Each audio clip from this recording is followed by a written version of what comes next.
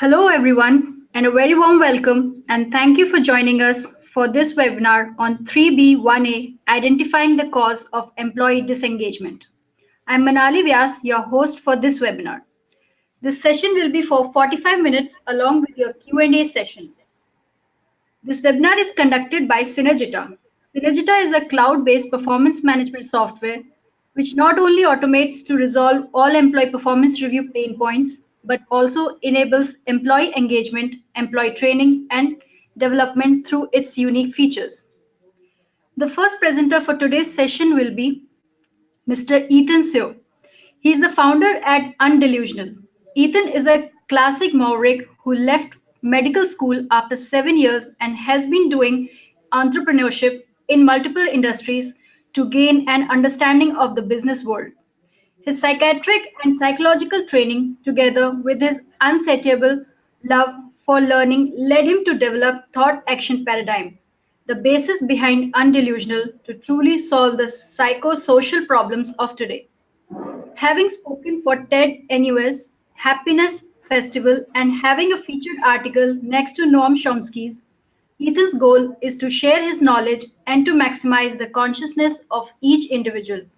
He is also one of the two others behind Employee A&E. The second presenter for today's session will be Mr. Narayanan Ramaya. He is Manager Channel Development at Synergita. Narayanan has diverse experience of 17 plus years. He has worked in lead management, sales corporate development during his career. He was instrumental in taking Synergita to the market. Narayanan played crucial role in getting first 50 customers for Synergita. Now, before handing over the control to Ethan, here are some housekeeping instructions. All phones are set to mute. If you have any questions, please type them in the chat window located beside the presentation panel. We have received several questions already from the registrants, which will be answered by the speakers during Q&A session. Also, we will continue to collect more questions during the session and will try to answer them during today's session. In case if you do not receive answers to your questions today, you will certainly receive answers via email shortly. Thank you for your participation and enjoy the session. Over to you, Ethan. Hi, everybody. Just like to say hi and just give a little bit of introductions about me. Thank you, Synergita, for organizing this webinar today. So as you have heard, I was actually a medical student that was in National University of Singapore. I was actually trained to become a psychiatrist. So what happened was that I felt the need to leave because I started realizing that the problems was not really on the people who were going to the hospitals. The things I really wanted to solve were out there in the world where I wanted to help people who were in everyday life and trying to live their lives who were better. So I went on to train in psychotherapy and I started going to running businesses.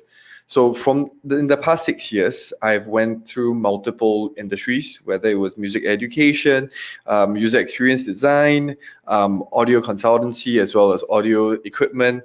I also did business consultancy, learning and development businesses in the middle as well. So I've gone through a number of different types of businesses in the last few years, ran teams, and I also functioned as a life coach in the last 2 years. Before that, I actually did that mostly pro bono, but in the last 2 years, I've actually done quite a number of clients as well. So the reason why I started Undelusional was because it was actually a combination of all the experiences I've gathered and the team that I've gathered around me. So we are actually a dedicated social solutions company. What we do is we deal with psychosocial issues of today, and we come up with solutions. So we want to actually raise the mental wellness of the individual. That's really what Undelusional is about. That's why the name Undelusional. We help people lose their delusions. And that's why we actually took on employee engagement from 2018 onwards. So we believe that employee engagement is best achieved by helping the individual employees and employers gain mental wellness, which is what we're talking about today. So the book that we just recently published, Employee A&E Managers Edition, was created to be able to help companies equip their managers with emotional and interpersonal skill sets. This is really talking about the other side of the job scope of what most managers do. While most managers will have a list of things that they're supposed to cover, in the interviews that I've done with a number of head of departments, head of Asia Pacific for big companies. One of the key elements was that emotional skill sets and interpersonal skill sets was so important for these people. So this is where we wanted to write a book that was really attacking that. Introduces the new concepts like conflict resolution, in which I'll talk about a bit more later. Human OS, which is what we Manali just introduced just now as thought action paradigm, which is really understanding how the human individual works, and the 3B1A model, which is what we're talking about today, to help diagnose what's happening at the workplace. It's solving the problem by helping people understand themselves rather than creating new processes that create new other processes that create new processes that doesn't really solve the problem. So it's really very focused on diagnosis of what's going on in each person. So it empowers the manager to create the advocacy and engagement champions within the company. So this is really the aim of the book. So the learning outcomes for today will be the understanding of the value of individualizing engagement. What I mean by this is when you individualize engagement, you start recognizing that each person brings a different way of looking at the situation in the company, regardless of whether they're employees, managers, or employers. So individualizing engagement is, rather than getting everybody to go on the same course, is to identify why and what best course each person should go for. The second part is understanding the reasons for disengagement. I'll talk a bit more about it during the assumptions. The ability to identify an advocacy ready, or in other words, engaged employee, as well as the ability to identify the disengaged employees, in which we classify into the three categories, therefore three Bs: bullying, belittling, and burnout. So these are the main four things that we'll be tackling today. So quick question time. I would just like to ask everybody, what is the definition of employee engagement? Manali, could I just check? Yes, thank you.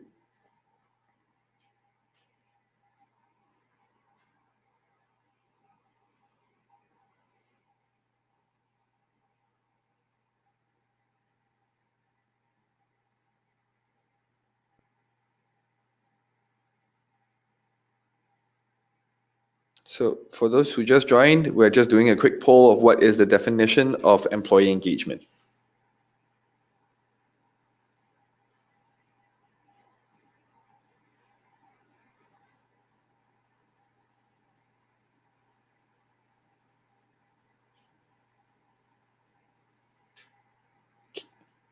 Well, thank you. Okay, thank you everybody.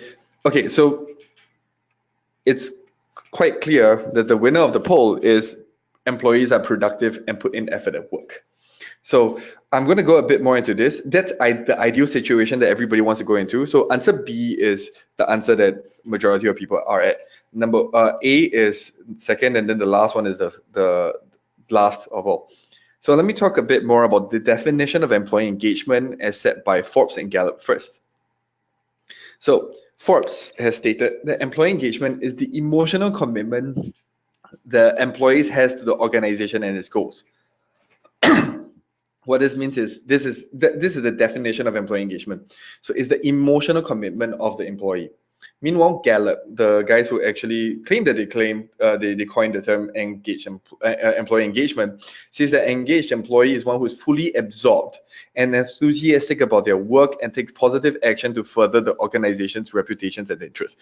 Now, this sounds too complicated for most people to think about what exactly are the elements, which is why we reduced it and simplified it somewhat into what Undelusional talks about as engaged employees believe in what they do and talk about their work with pride. So we kind of simplified it. So the reason why most people view employee engagement as employees being productive and put in effort is these are the symptoms of what it's like when an employee is engaged. But that's actually not the definition of engagement on its own. This is where I want to introduce a new concept. It's not that it's wrong. The ideal employees and the engaged employees are productive and will put in effort. However, what's the basis behind it and what I'm trying to present to you guys today is that employees are supposed to be passionate about the company, which is exactly what this thing is talking about. So when we talk about believing in what they do, this is where the symptoms show. An engaged employee takes initiative, takes feedback well, and are highly productive in the company, very much like the answer B. Then talk about their work with pride. So they share their experience at the work readily, and usually these are positive. They give useful and meaningful feedback, meaning they communicate very well, and they provide support for the rest of the employees in the company. So engaged employees are the ideal employees that everybody looks for, and that's where I fully agree with everybody on this grounds. These are the symptoms of what a great employee is. This is an engaged employee. But in order for us to create engaged employees, we have to go back to the concept of being passionate, being believing in what they do and talk about their work with pride. So what this is really talking about is that we are talking about the employee's emotional states. This is the reason why I came out of psychiatry and psychology to talk about this, because at the end of the day, when we talk about the emotional states, these are the hardest things to tackle in an office. And this is where employee engagement really lies in. That's why we actually created a 3B1A model, and we have to start looking at the assumptions in a new way, in a new light altogether, because our definitions are not based on the symptoms, which is basically what an engaged employee looks like, but instead what creates an engaged employee in the first place. So a common assumption that most people will have is, to begin with, is people have disagreements due to differences in personality. I hear this all the time. I hear this even at my book launch. I hear this even in companies I consult for. I hear this in peers who are entrepreneurs who are managing millennials, even though they're millennials themselves, saying that this person has a personality issue and therefore he's not engaged at work. And they believe that personalities cannot change. Now, this is not really true. There's another way of looking at it. Disagreements happen due to misunderstanding. This is where I've come into these friends companies, as well as the companies I consulted, to come in to actually sit down with the employee that they say has a personality issue. These people actually don't understand what's going on within themselves or the company. What happens is that there is a certain amount of misunderstanding, and therefore the employee disagrees with the manager or the employer, and therefore creating this disengaged employees. But changing the understanding would change the way the person presents his personality. So there's this very specific scenario where there's this problem employee in a bar that has been showing up late for work, has been having a bunch of issues, and because as a good friend of mine, I decided, okay, let me just grab this employee that I know and talk to him and know what's going on. So this guy was having personal issues in his own life. He was not showing attitude problems to the boss because he had an issue with the way the company was run, but he couldn't speak up. He couldn't talk about his issues at work, so he could never communicate properly. So what happens is that it ended up with arguments and the boss saying that the guy is useless, not being useful at work. He wanted to dock the person's pay. And the person naturally, the employee was naturally angry and started giving a lot more attitude problems at work. So this was easily resolved just over one conversation between me, the employee, and the employer at the same time. And when they started understanding each other, the communication flowed, because they actually before all this, the employee was actually perfectly fine. It's just because of some personal issues. The moment the disagreement cleared and the misunderstanding cleared, he became another side employee. He became even better than who he was before, because he created an understanding with the employer, and the employer actually helped him out in his personal family issues. And that's where the employee fought for the company afterwards and actually worked overtime thereafter, because the problems in his own life were solved. So it's very important to understand that personalities can change, and disagreements are actually happening due to misunderstanding. Another part, people can compartmentalize their emotions during work hours, and we perceive people differently at work and in life. So this is a very common belief that people are working job scopes when they are at work, meaning when they enter office, they are basically doing their job scope. This cannot happen. And the way they assess other people around them would be very linked to how they assess other people in their lives. So for example, why bullying happens in office is really because the bully within the office looks at the person who they view as weak in the office, due to the fact that previously they have met such people before, and they feel like it's a good time to to show power towards these people. So it's very important to recognize this part. In law firms in Singapore, there's a lot of issues and a lot of burnouts of associates, and companies always have very high turnovers because of this. They believe in compartmentalizing their emotions during work hours. However, it actually takes a lot of emotional intelligence for a person not to be affected by emotions at work. If they have a problem at home, if they have problems with the kids at home, they have problems with their wives or husbands at home, you will be sure that they will bring it to the office. And that same judgment that we have to put towards other people, if we dislike somebody outside of work, when we go to offices, we will perceive them similarly to how we are like outside of office. And this has happened to a number of times where I helped a number of employees avoid problems because they wanted to hire another person that one of the employees hate. And I was warning them against it. There's once that one of them actually hired the another person who one of the employees hated, and the whole politics within the office just went exploded, and both of them quit. And this is something that we have to recognize first. Another assumption is that some people can be engaged, some can't. This is basically saying, for most employees, is that these are out of my hands.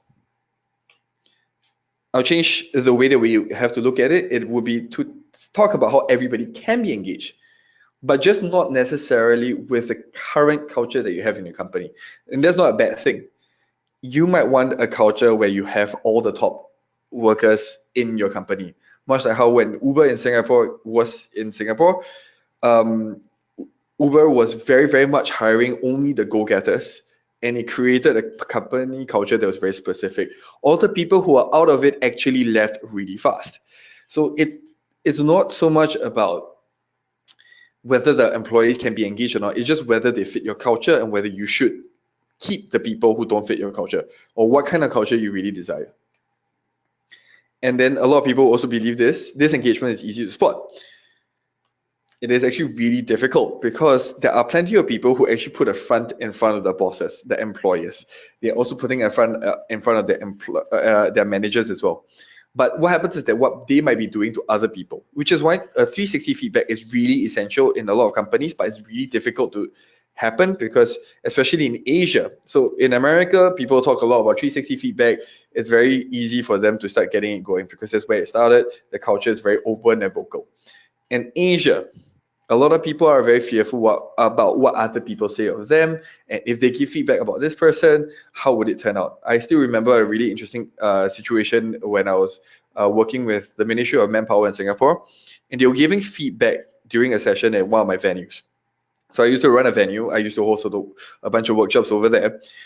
And at the end of the day, you could tell that the employees were not really happy with the session. And then what happened was that after the whole session was over, they were giving really, really good feedback, 9 out of 10 for like the presenter and the whole session that was running. So the presenter was their manager.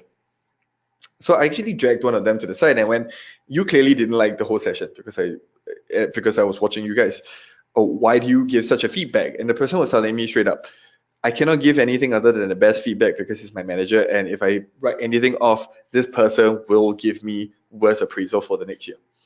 And that's exactly where all these things are happening. So disengagement is an emotional issue. This person is feeling the disengagement, but were never stated out in the feedback session that was usually given after a session.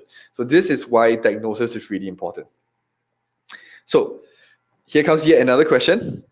Can you agree with these assumptions? It's all right if you disagree. I just want to understand a bit more about where you guys are at regarding this.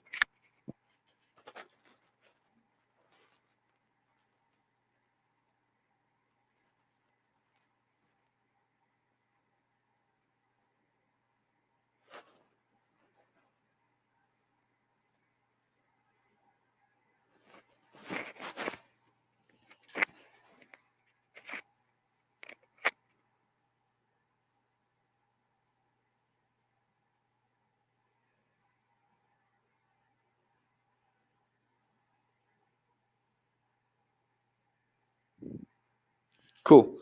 Well, so some people do, so 4% disagree, 67. Thank you very much, you guys, for sharing that you can agree with this. Maybe. So let's talk a bit more about why I made these statements and explain a bit more. If you disagree with me, continue to disagree with me, it's okay. We can work out these assumptions first. You can take this and think about it. So one of the reasons why I have these conclusions of these assumptions. Let me see whether you guys okay, so can be convinced about the assumptions for those people who disagree. So the reason why this came about is because we had to integrate a bunch of concepts that were actually very common in organizational psychology, but was not actively applied in Asia. When we talk about this, it's because Asia used to be a very closed society in the 80s and 90s, and this is where most of the organizations came from. And so a lot of the mindsets were based off what was controlled media, language was limited, most people didn't speak English, there was very little influences. What happened was that since the 2000s, there's a lot of internet, everybody gets personalized information. Everybody watches television in accordance to their preferences, and nobody watches television at home together as a whole family. This is especially happening for a lot of the cities in Asia. So what happened was that this required us to start looking at organizations differently, which is why the first one is called chaos theory. Chaos theory was actually a theory presented in the 90s that talked about how systems are interlinked. What it really talks about is how multiple different facets of the same situation will affect the final result at the end of the day. One of the famous stories of chaos theory is the story of the wolves in Yellowstone Park. So that's one of the classic metaphors. So when they reintroduced wolves in the Yellowstone Park, what happened was that the fact that the wolves were around and were eating the deer and keeping the deer away from the river, it changed the course of the river and it allowed the flora and the fauna to flourish afterwards. So this is where just reintroducing wolves changes a whole ecosystem. This is where chaos theory really lies. So when we talk about how in an organization, any change in policies and any single change in even manpower sometimes can create a whole series of changes in the company. And being able to identify this is one of the hardest things, which is why having feedback is so important. Another element that we talk about is theory Y. So this is actually by McGregor. And theory Y believes that everybody is an individual and you need to enhance them and allow them to be the best version of themselves in the company. So this is actually very linked to Confucius' beliefs in Asia, if we want to look at it, and especially in East Asia, and having that belief that people are based off good. And this is something I'll talk a bit more about later. Like at system 4, the 4 systems, this is actually talking about how participation creates greater engagement in employees and how it creates a different kind of organizational structure. And when Carl Wick came up with his theory of organizing, he was really talking about how it was very similar to chaos theory in the sense that most companies are no longer closed systems. Your employees do not live and breathe work only. They are exposed to the other employees, they're exposed to other people, and they will start comparing notes. So in Carl Wick's theory of organization is really interesting because one of the examples is how each employee engages with other employees to create employee engagement. It's basically if the manager is staying out of the way and keeping quiet and all kinds of rumors happen within the company as to what's happening, this employee will start freaking out. And as long as the manager does not recognize how complicated the structure of an organization is, he or she would have difficulty transmitting the information down to the next person to soothe the person and make them be engaged in the company and do their work properly. So this is what the theory of organizing really talks about when it comes to employee engagement. Neo-Freudianism is really, Freud was the founder of modern psychology, and basically the next few ones are actually psychotherapeutic methods that actually are used within what we're talking about in 3B1A to really talk about this, because helping the individual and understanding how they think so that you engage them on an emotional level. Understanding how emotions work is actually a really critical part of what we are doing here, because understanding how the individual is motivated on an emotional level. So in motivational interview, we're talking about helping people get out of addiction. And trust me, a lot of employees are addicted to either Korean dramas, television dramas, movies, binge watching Netflix or things like that. So even motivational interview is actually very relevant at work. Family therapy is where you start dealing with conflicts and conflict resolution in companies. So this is a different story altogether. When you start applying family therapy in company, it comes out in the form of conflict resolution, in which I'll talk a bit more about later. Positive psychology is the latest new school of psychology, which talks about how do you make people have more meaningful lives and actually work harder and be more motivated every day. And logotherapy is about what we term as existential therapy. So this is where a lot of people, logos means is actually the meaning of life. So for a lot of people, the existential things are actually what keeps them going. So understanding this will help you be a much better manager and engage with people very differently. And the last but not least is EQ 2.0, which is actually highly used by a lot of companies, which talks about emotional quotient, which is emotional intelligence in companies. So these are the concepts that were actually integrated into what we're talking about today. So what's needed for employee engagement to happen now that I've introduced all these concepts? There's no one process or method to solve every employee's disengagement. At the end of the day, everybody's an individual. They will have their own quirks, they will have their own life, they will have their own judgment of whatever each person is doing. You can't do an MBTI for the whole company and expect everybody to adopt it right away. We need to make sure that everybody can go from somewhere that they can understand from. So this requires the managers to be engaged as well. Organizational culture is critical. In Singapore, there's a recent incident where Singapore Civil Defence Force had a guy who was actually doing a ragging ritual, died in one of the wells, one of the water wells. And this person was actually ready to be discharged by the civil defense. And what happened was the civil defense was saying that we disallow anybody from actually doing these ragging rituals. However, a number of regulars, the people who are actually signed on to the Singapore Civil Defence Force, came up and started talking about how these ragging rituals were actually the norm and was carried out throughout the whole organization. But the organization has policies that go against it. They will punish anybody who does it. They will punish all the people who actually claim that who have been found to do it, or any problems that are associated to it are not within the company's policy. What is the real part is that people are continuing to do this. You can imagine all you want from the top. You can imagine all you want as the leaders of a company that your company does not have this culture. But the truth is there is a real culture, and understanding this is really important to hopefully even shift it or even utilize it to your benefit. But that's not what we're focusing on today. What we're talking about is the manager's role in understanding the individual. So this is where in every company, there's no system-wide solution for everything other than helping people manage their own subordinates from that. It is very, very important that managers need to be able to develop their own skills in developing all this understanding. Why this is critical is because no one big employee or no CEO can talk to everybody and know everybody. You need every single manager to play their part. And we need to understand the individuals as a whole rather than the job scopes that they have. And then this is where Undelusional really talks about this. We talk about mental clarity, which is about emotional intelligence and more, meaning people having control and management skills over their emotions, as well as then therefore mental clarity, which is then ability to be rational in making a lot of decisions, and meta communication, where we talk about how painting a picture in one another's head. So as I'm talking to you guys right now, I'm attempting at what we term as meta communication. All you have is a PowerPoint slide and my voice. I'm constantly trying to paint the same picture in my head as in your head. So as I'm trying to communicate to you right now, I talk about stories, I talk about each element and each assumption because I'm trying to get you to have the same picture as I have in my head, or recreate it in a similar manner in your head. This is what we term as meta communication, because it's not just about the words and whether I say the right words or not. It's about how much effort we put into getting the person to understand what we're talking about. This is actually really what every manager needs to be able to do. And why we actually created the 3B1A model. So it focuses on the individual reasons and their pathways. So you'll see a bit more later on.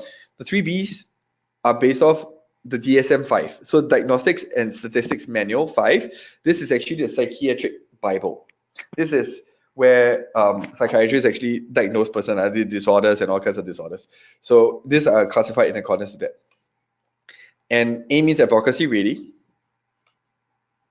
And these states are due to the dynamics of the workplace, which is what I talked about earlier. So it's from the misunderstandings, it's from the personalities that can easily be changed. And it's always due to the dynamics within the company. And because the states can be changed, therefore, we can create the right environments for employees who understand their individual issues and therefore become engaged. So let's talk about the 3B1A.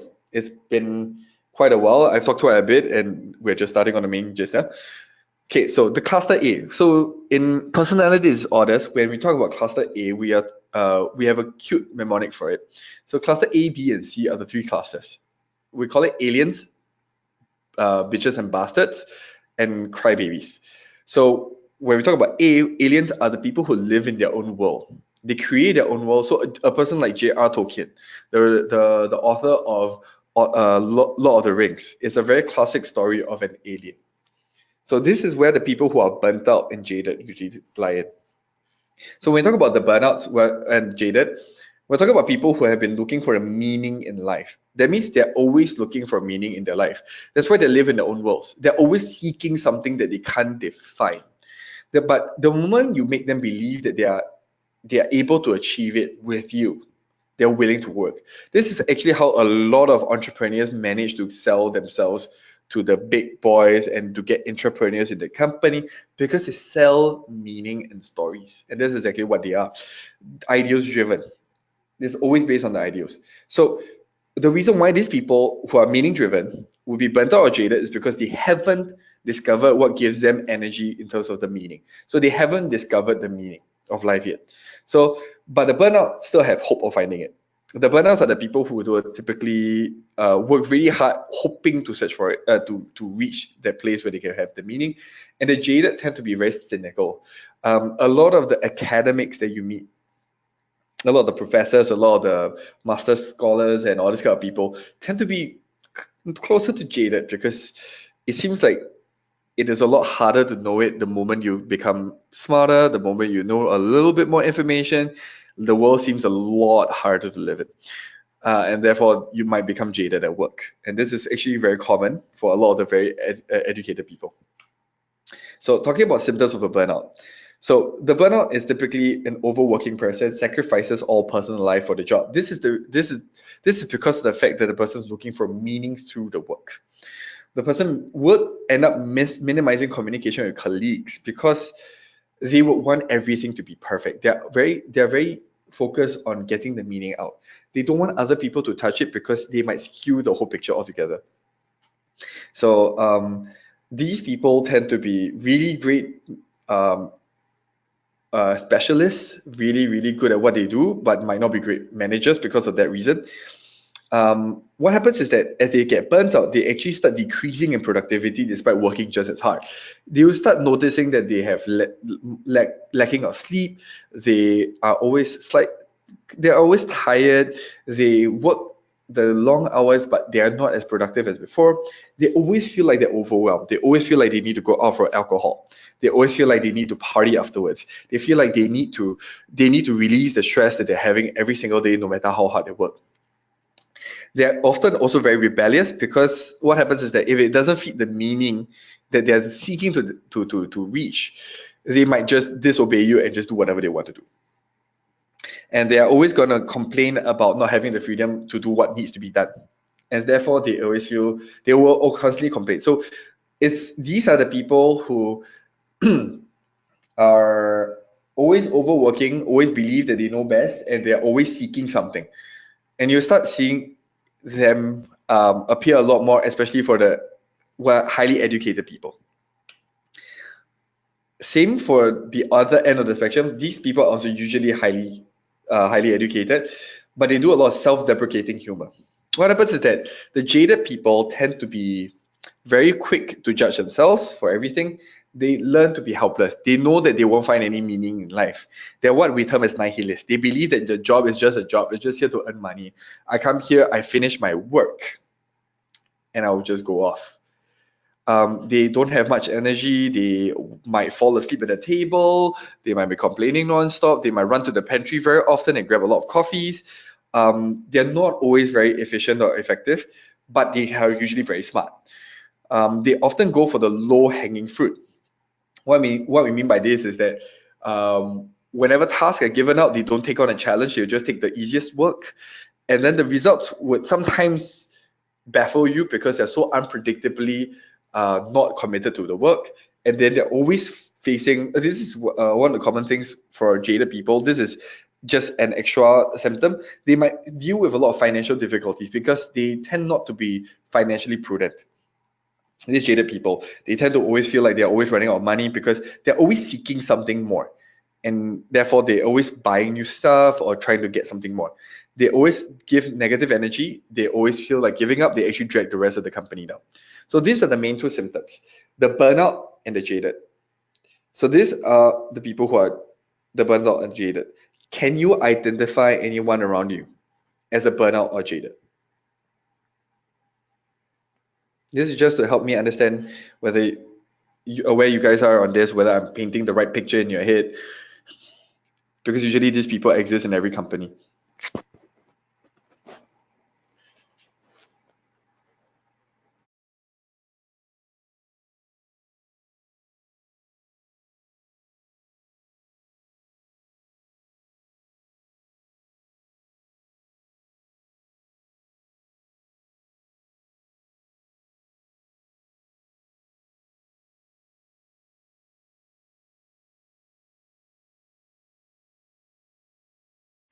Wow. Okay. So none for some of you. Okay, both 57%. Wow, that's quite significant. So yeah, so this usually are the high performance in the company. Thank you everybody for replying. Seems like most of you kind of got it. For those who haven't, let me continue a bit more, and hopefully we can see what more we can agree on.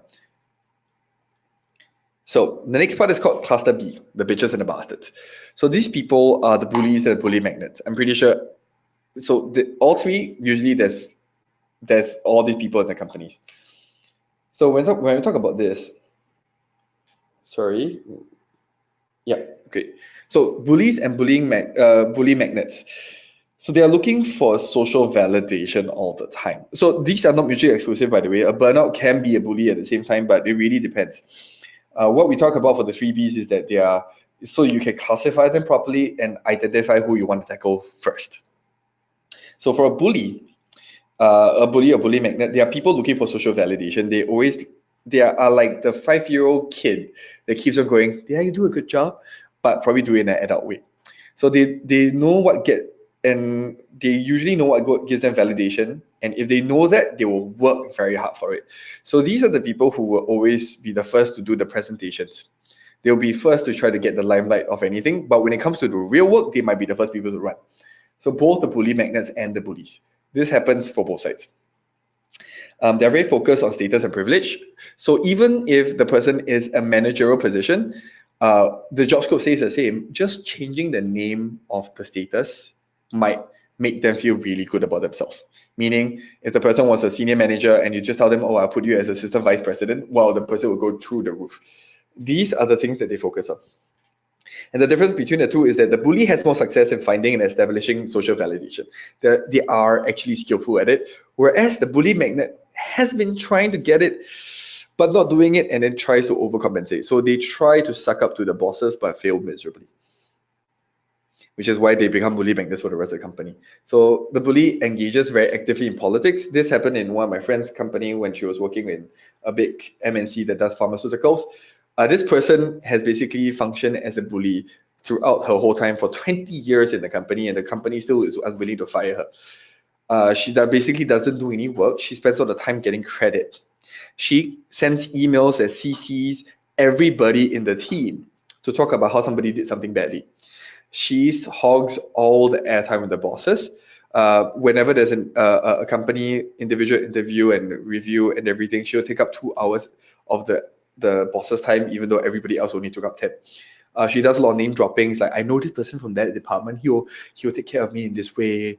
Doesn't share information with everybody because like whenever they know there's this thing that they can get advantage with, they will just take it for themselves. and then they openly gossip about other people's faults. And they're very often the people who start talking about how other people are doing badly in the company, in the office. So these are the people who make the most noise in the company, and these are actually very toxic for the rest of the people.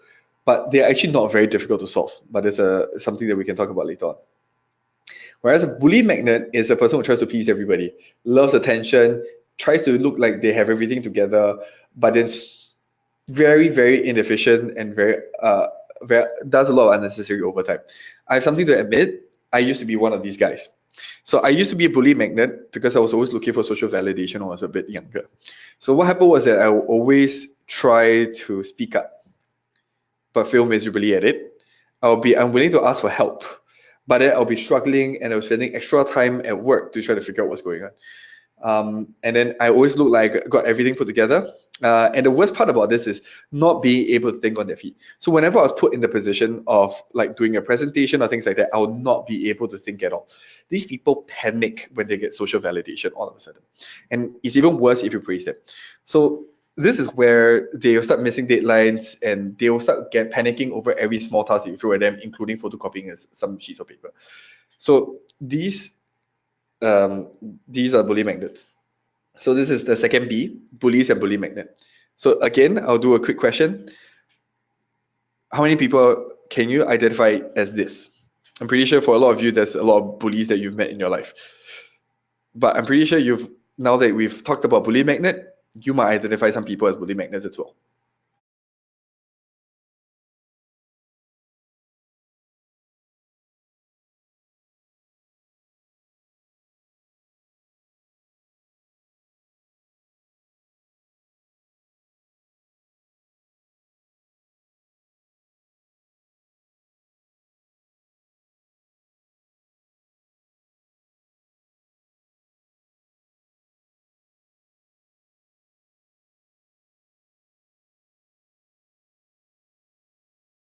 Wow, that's a lot of people. So 3/4 of you actually have seen both. And probably one person each saw the bully magnet, and none. So whoever who has not met a bully or bully magnet, I'm really, really jealous of you. So, okay, let's continue the next part, cluster C. So when we talk about cluster C, we talk about the crybabies. These are the belittlers and the self-belittlers. These are the people who are very emotionally dependent on rules and regulations. So they live by what's right and wrong, and basically they're very moralistic. So remember, these are all personalities and states that people are in. They don't have to stay like this all the while. For example, I used to be a bully magnet. I became a bit of a belittler for a while. Then after that, I became a burnout, and then after that, I got out of all of it when I actually found the right people to work with. So these are all states. You can actually help people out of this, and I'll talk about it a bit more later on. So what happens is that these belittlers and self-belittlers are always going for what's right. They love rules and regulations. They love the law. They will always tell you what to do next. They like to arrange everybody else's things. So the only difference between the two is that the belittler has been better at doing it, and the self-belittler believes that he or she would never achieve it. So what happens is that the symptom of a belittler. The symptom of a belittler is that they always feel that other people are worse than them. They will never say it out loud. So it's very bit different from the bully in the sense that they will always talk about the rest of the people in a kind of a condescending way, but they do it in subtle ways. They won't say it out in front of everybody, and they will usually keep to themselves about it. They're very pessimistic and negative about the direction of the company and as well as themselves. They believe that everybody else in the company is incompetent. They will always say that other people have issues. And then they'll always look at how they're being objective about the situation and very rational. So unlike the bully who outwardly just bullies the other person, the belittler will try to look like they're unbiased. And then they have a lot of allergy. The belittler has a lot of allergy to authority. They always view the managers as incompetent or an idiot because they don't communicate. And then they are often imposing their rules and opinions on other people. We talk about narcissism. They are in love with the image of themselves. They like whatever they created out of themselves. They're also passive aggressive. When we talk about passive aggressive, rather than telling a person they don't like them, it's like, yeah lah, I like what you just did there lah. So there's a very typical Singaporean way of doing it. I'm not sure for the rest of you from other countries what it comes out as, but passive aggression is, always saying what you don't mean. And this is the most irritating thing I'm pretty sure a lot of people are experiencing. Asking questions as if they have all the answers but not actually offering a solution. This happens in meetings all the time with belittlers. They like to ask questions as if you are a dumb person and as if they know all the answers and waiting for you to give them the right answer. And they will always have the condescending tone. This is a classic belittler. The self-belittlers, what we talk about is the low confidence stickler for rules. They are really about the rules, but they always fail the rules. And then they always try to fly under the radar. So they tend to be very low profile. They dodge additional tasks. Whenever we are asking people to start doing work, they will be the last people to raise their hands. They don't really contribute during meetings. They're always sticking in the corner. They pretend to know what's going on. So these are all the symptoms of a self-belittler. And they are very quick to say it's never their fault. Not in the sense of blaming other people, but they don't know, I don't know. They always say, I don't know, I don't know, I don't know. This is basically what's always happening. And they always pretend what's going on. These are the people who are the hardest to spot sometimes in organizations because firstly, they're not very noticeable. And secondly, the disengagement is not very obvious. They're not very vocal about it. So with this, again, I would like to ask another set of questions.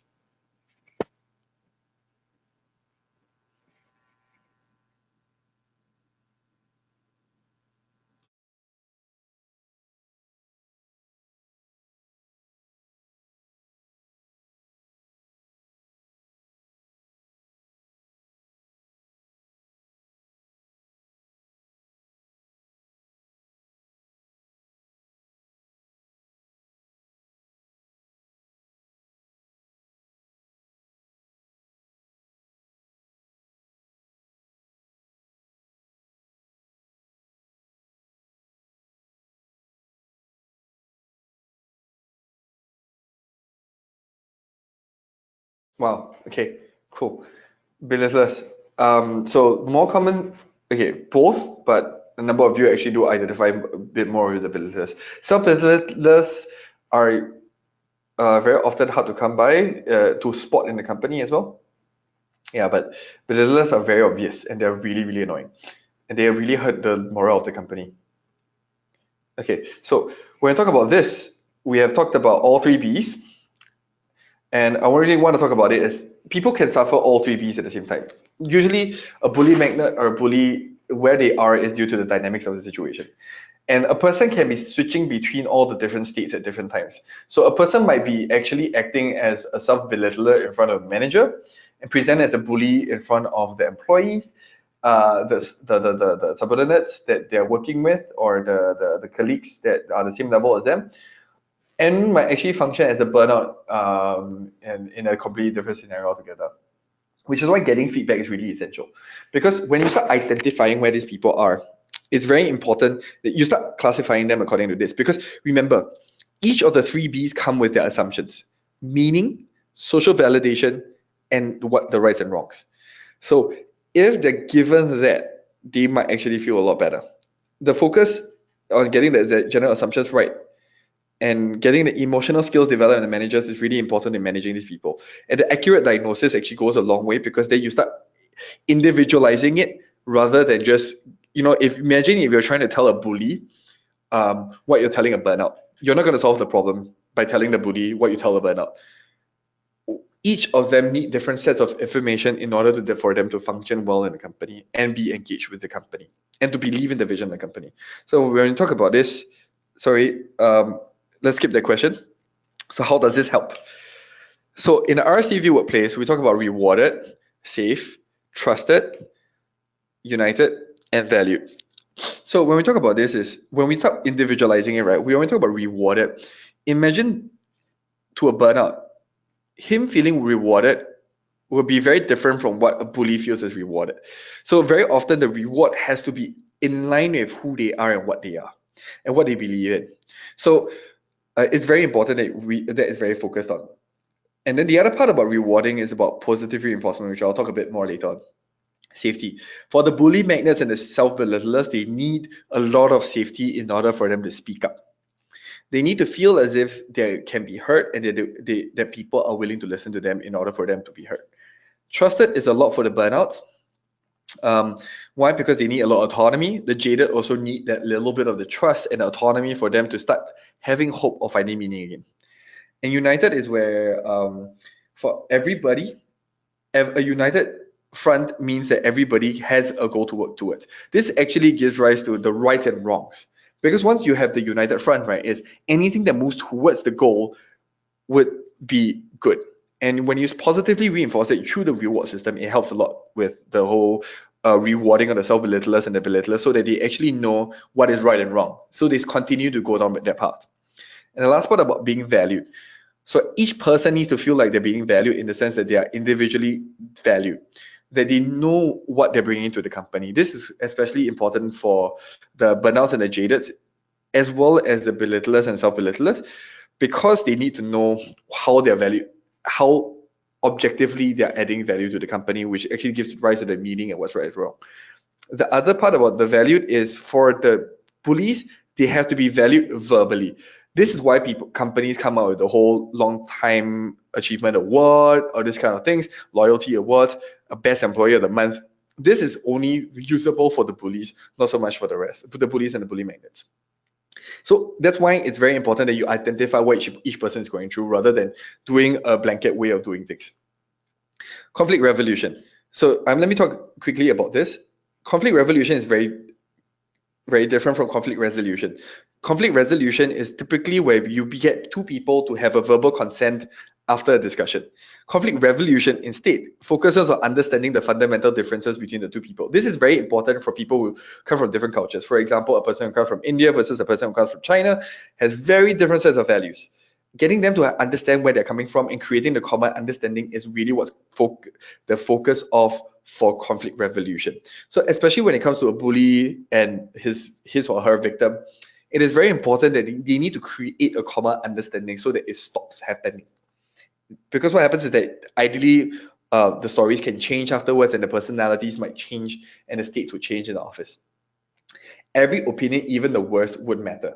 Meaning, right, if this person thinks that that person is a complete dude or whatever names you want to input into there, the person should be fully allowed to say it. This is why safety is important.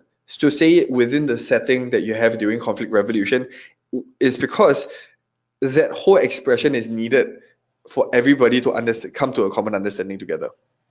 And then the last part is this is where you create environment for conversations, which then deepens understanding and gets people out of the states of the 3Bs. Positive reinforcement. The right usage of positive reinforcement is essential for success. If an employee does not know what is expected out of them, it is easy to end up having the 3Bs, meaning an engaged employee can become one of the 3Bs within a short period of time just because they don't know what is expected out of them. So I've seen this too many times in a lot of companies around me where really functioning entrepreneurs will get jaded and burnt out within 3 months because they do not know what's expected out of them. And it's a daily and weekly affair. Okay, in most companies, negative reinforcement is the way to go. Positive reinforcement is where you reward people for doing the right thing. And the reward doesn't have to be monetary or physical. It just has to be verbal, affirmation, or confirmation based. Meaning letting the people know what they're adding to the company, which is why I talk about being valued, talking about the meaning of the work, talking about what the person is doing. And the consistency is the key to get people out of the 3Bs. So in summary, employee engagement is an emotional process, which is why it's such a complicated system to work with. Individualizing is important because every individual is unique and engaged employees might not be obvious. And judging by today, everybody kind of knows, okay, there's a whole bunch of disengaged employees they do know about.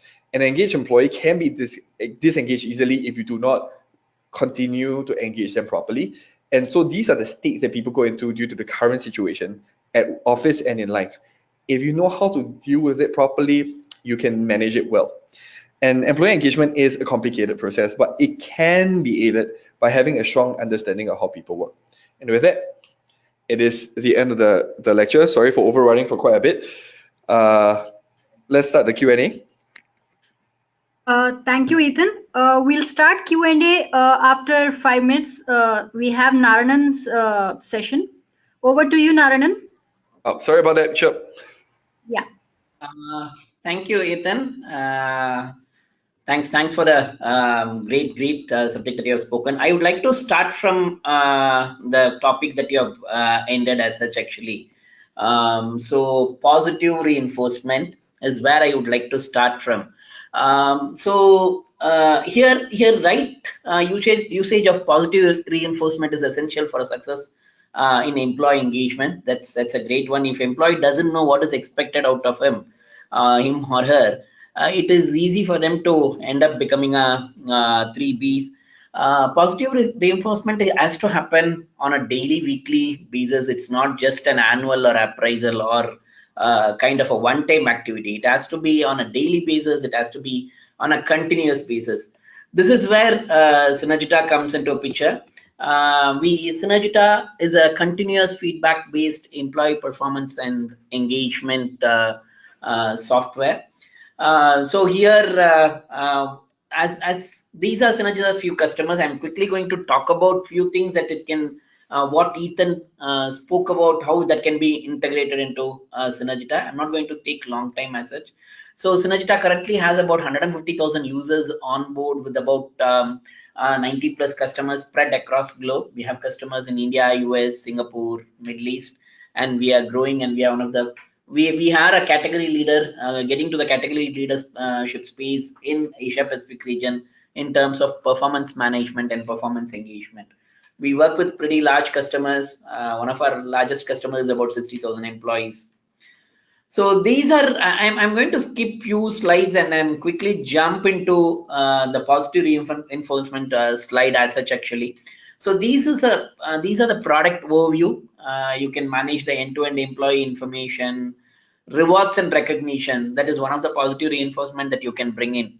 Set, manage, goals. So here giving a clarity to an employee on what is it required from an employee to perform instead of just keeping it on wide open. So if you are going to set a smart goals during the beginning of the year and review the goals periodically and quarterly goal tracking or a weekly goal tracking will make an employee not get into a 3Bs as such actually. And continuous feedback is the one where on a regular basis you have a continuous interactions and a feedback, both positive and negative, and this culminate into an annual performance review instead of not making it a once a year process. So today's world is moving away from an annual appraisal or a quarterly appraisal.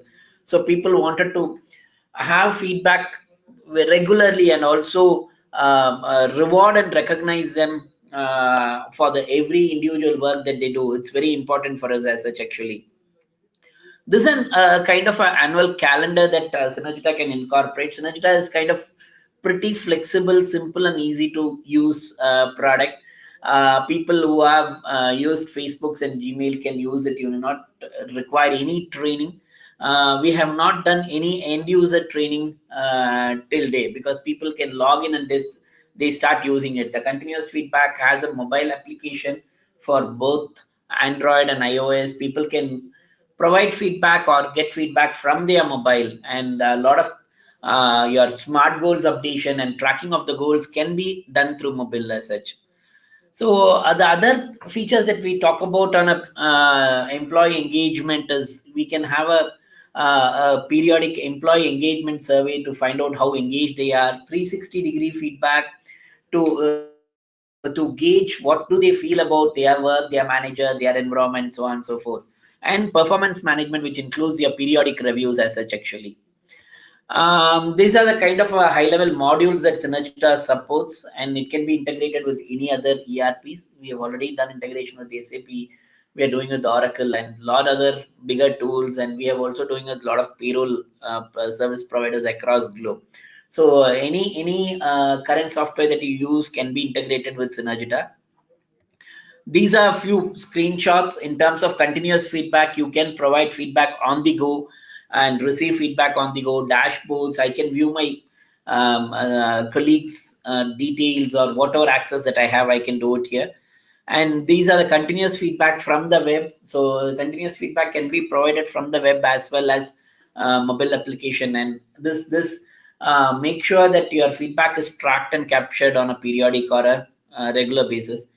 These are a few screenshots on a performance review feedback form. As I was mentioning, the system is simple and easy to use.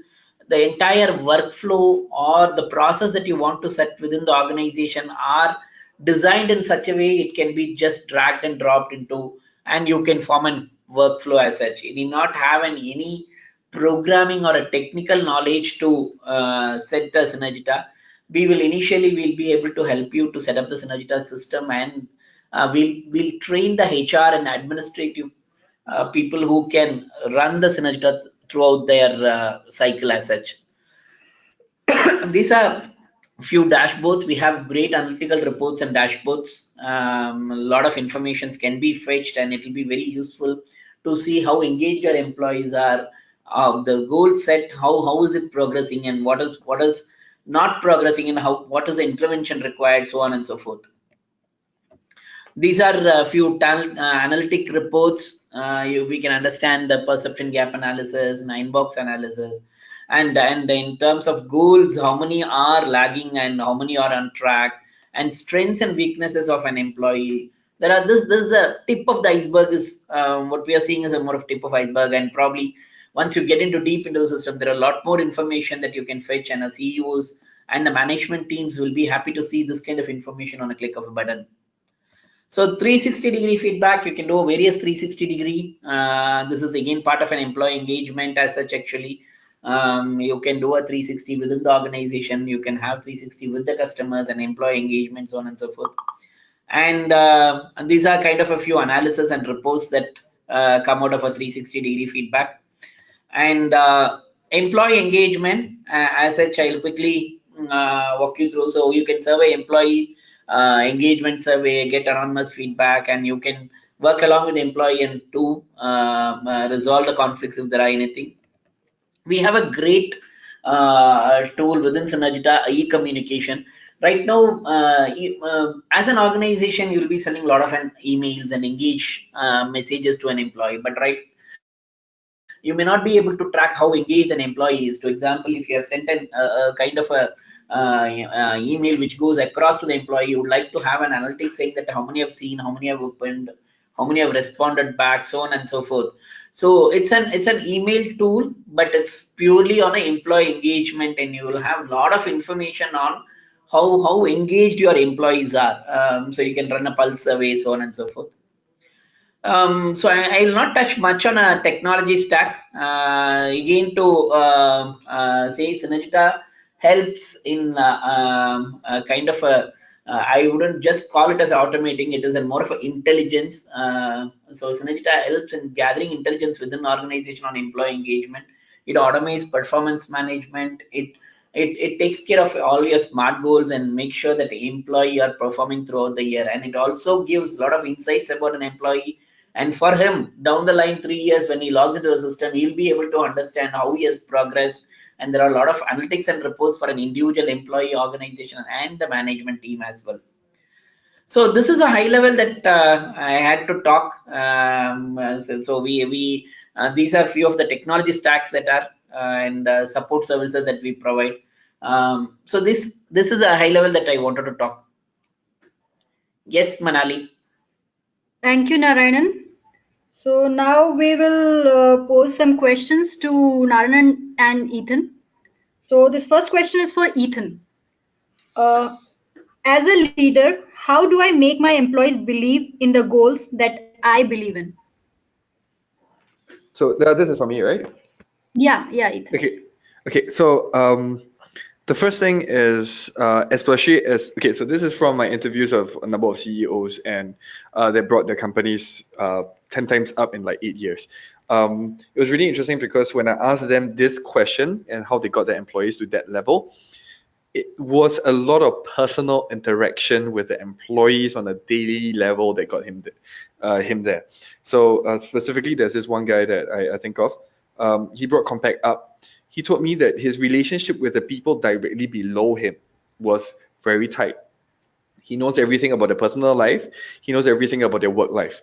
So in order for him to sell the vision to them, he had to create a really close relationship that he had with the people directly below them. And from there, the rest of them started channeling it downwards. So the rest of the people started creating the same relationship downwards, which is why the people all the way at the bottom were getting the same message as the people getting at the top, because he was spending all his time just getting everybody to understand what he's talking about. Okay. Another one is again for you, Ethan. How to create an Mhm. environment where the employee will be free to voice out his or her issues. Okay, so in Asia, this is a huge question because there's this thing at least I know in Asian context, a lot of people are very worried about what we term as face value or reputation. A lot of management or reputation. Um, Having one-on-one sessions as an employer with the employees is really important, where you can have very objective feedback. And as an employer, when you get the feedback, the first thing is to fully understand and agree with the person. Meaning, for the next 15 minutes, as I'm talking to you, I'm going to agree with whatever you say and take it as it at a face value. This is when employees will really speak up their mind, because they need to be fully feeling like they're listened to, and then only afterwards can you start introducing new ideas to them.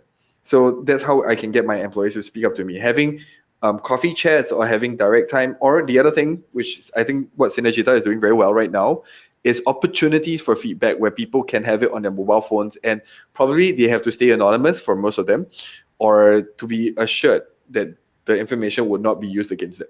That's basically what it happens. Okay, Ethan. Another one is for Narayanan. Is there any way or method to categorize our members in the three Bs as explained by Ethan? Any way or survey that we can do to see who falls in which category? Absolutely, yes, Manali. That's possible within Synergita. We can surely do it. A kind of a engagement survey or a pulse survey that we can set it up within Synergita, and we'll be able to find out as such actually. Okay, another one for Ethan. In a large company where the employee count is high, how do you identify whether an employee is engaged or not? So the number one thing is, that's why we talk a lot about managers. Um, on a large company scale, it is very important that the communication is through feedback from like managers and through things like regular surveys. Um, Individualizing it doesn't mean that you yourself have to know what's going on. There's somebody in the company who's above this person knows what's going on. So that's what we mean by a manager's edition and manager focus, because you cannot have a personal touch with every single person. But it's important that you set the tone for everybody else. But you need at least somebody to know what's happening in each employee, and that's why a platform like Synergita is very important. You can also keep track of the numbers, but more importantly is that you know that there's somebody there for that employee. Okay, another one again for you, Ethan. Uh, how to deal with employees who are deeply disturbed through some family problems, the performance deplete due to the problem. Well, okay, this is a really important question. So not sure about the culture in which the person of the person asking this question. Most commonly, I'll ask people to go to psychotherapists or psychiatrists. If the company can actually even afford or help this person, the person will be very loyal thereafter. However, knowing how most cultures in Asia works, if this person is asking from there, the other option is actually having a dedicated mentor or a support person in the company that actually helps this person out. So this is where a person who's probably very emotionally intelligent. A lot of companies, I'm pretty sure if this is a pretty large company, there usually are coaches or direct managers that tend to be a lot better people with a lot better people skills than others. So especially when a person is going through that, having that person to support is really important. And then deciding from there, I think the next element here is that if the person is depleted by the family issues or the external issues, sometimes the person just needs to take a break and settle the issues before coming back. So there comes the other part where you have that kind of difficult conversations. Actually, in the book, we talked about firing, or even letting the person take a break. It is important to consider it and let the person consider that on his or her own plate as well. Having a person with good people skills to manage that is really important, because then the person, even if the person leaves, might come back later on even more engaged than possible. Okay, thanks, Ethan. Another one is for Narayanan. How does an employee engagement survey work? Is it a standard survey that fits all the organizations? Not exactly, Manali. It's not a standard survey that can fit all the organization, because the survey depends, varies from organization and their culture, so on and so forth.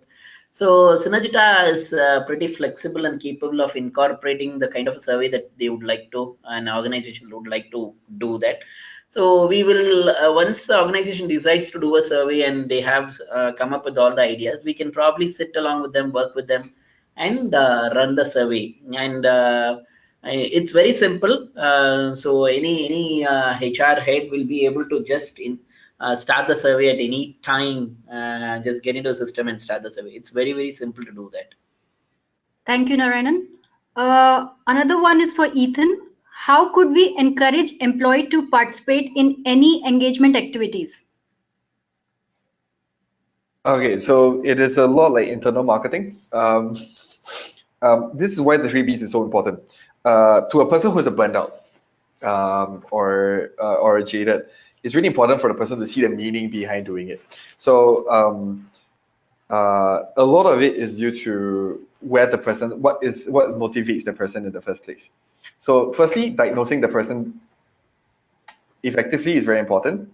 Second element is then identifying how to engage this person. So usually when you cluster them, you can start telling who they like, what they like, and then you go by whoever's closest to them to try to drag them along. But that's a rather complicated process if you don't have the digital system to help you, or a manager to help you lead them along. Another common thing that I've noted is that the managers have to lead the charge. The managers who the employees feel most vested in. Usually the direct supervisor of the employee, if the manager has done a good job, the moment the manager comes, every employee under him comes. And so it's really important to identify who are these managers and who are the people under them, and how to get and getting them on board from there. These are the multiple methods. Thank you, Ethan. Still lots of questions are coming, but we have to wind up a session. But we will share the answers to all the queries through email to all of you. And thank you all for attending this session. Hope you all had an informative one. And thank you, Ethan and Narayan, for sharing your experiences with us. And if you have any questions, please feel free to send the email at info@synergita.com. Thank you all once again. And we Thank will you share all. the Thank you, Ethan. version Thank you, with all. Manali. Yeah.